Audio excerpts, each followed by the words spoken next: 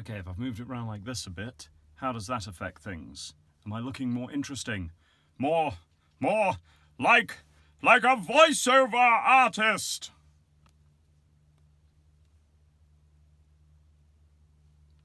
Prevents popping.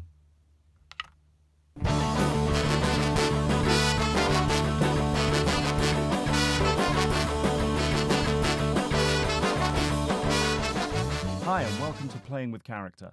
My name's Sam Devereaux, and I'm a voice actor. I'm a character actor. I'm a character actor.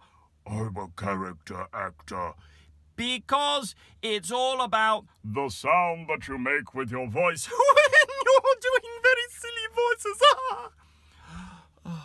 And the purpose of this show is so that I can share with you some of the amazing things that I've learned in my career about how to make character voices. Have I been clever and created something that looks far more exciting? This week, I want to talk about the larynx. Now, most of you will have heard of the larynx, right here. But not all of you will know that the larynx forms part of what we as voice actors call the vocal tract. The vocal tract consists of lips, teeth, alveolar ridge, tongue tip, hard palate, tongue body, soft palate, back of tongue, pharynx, larynx, vocal folds, and uvula. Now, the larynx can have an amazing effect on how your voice sounds when you're using it, and moving your larynx is not the same as shifting the pitch of your voice. You can make your voice go low, you can make your voice go high, but that doesn't necessarily mean that you've done anything to your larynx. Now, if you raise your larynx, but you keep the pitch the same, you will hear, as I'm doing now, if I raise my larynx up and keep that pitch the same, that I'm creating instantly a very different sort of vocal quality.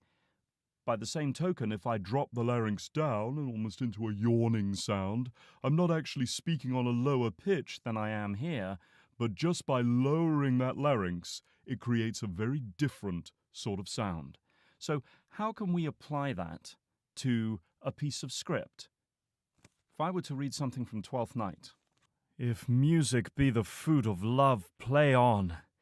Give me excess of it, that, surfeiting, the appetite may sicken, and so die.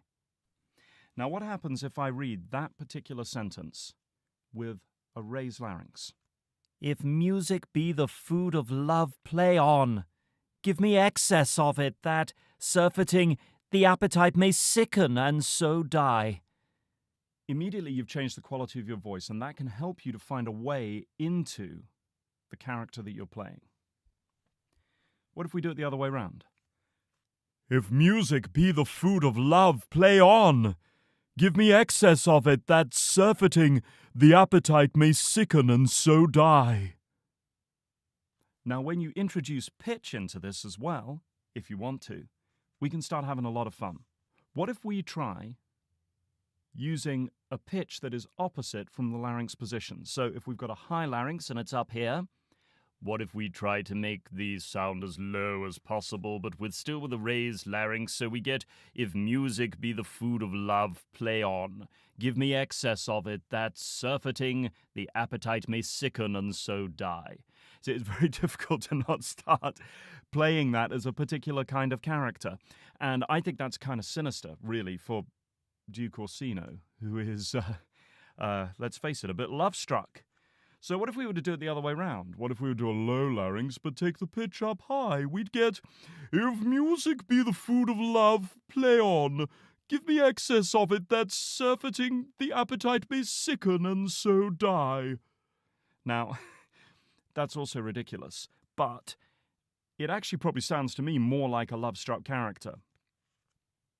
But the point of all of this is that by moving your larynx around, you can immediately create a very different and very specific kind of sound for a character with that one tiny thing of raising the larynx while you're talking or lowering the larynx while you're talking without doing anything to the pitch. In fact, if we raise our larynx, we can give the impression of having a higher pitched voice, even if we don't. And if we lower the larynx, we can create the impression of a much deeper voice, even if our voice actually isn't that deep. So go on, give it a try. See what happens. The best thing about creating character voices is the experimental process. Now, I'm not saying that using a trick with your larynx should replace proper research into who your character is physically and emotionally and intellectually, but it can be a really, really helpful window into starting to find something specific about them that will guide you through the rest of the process. So please do tell me if you found this video useful. Please use the comments section below and like and share. And remember, you can find me at www.samdevereaux.co.uk. And I'll catch you next time for more Playing with Character. Thou knowest no less but all, I have unclasped to thee the book even of my secret soul. Therefore, good youth, address thy gate unto her, be not denied access, stand at her doors, and tell them there thy fixed foot shall grow, till thou have audience.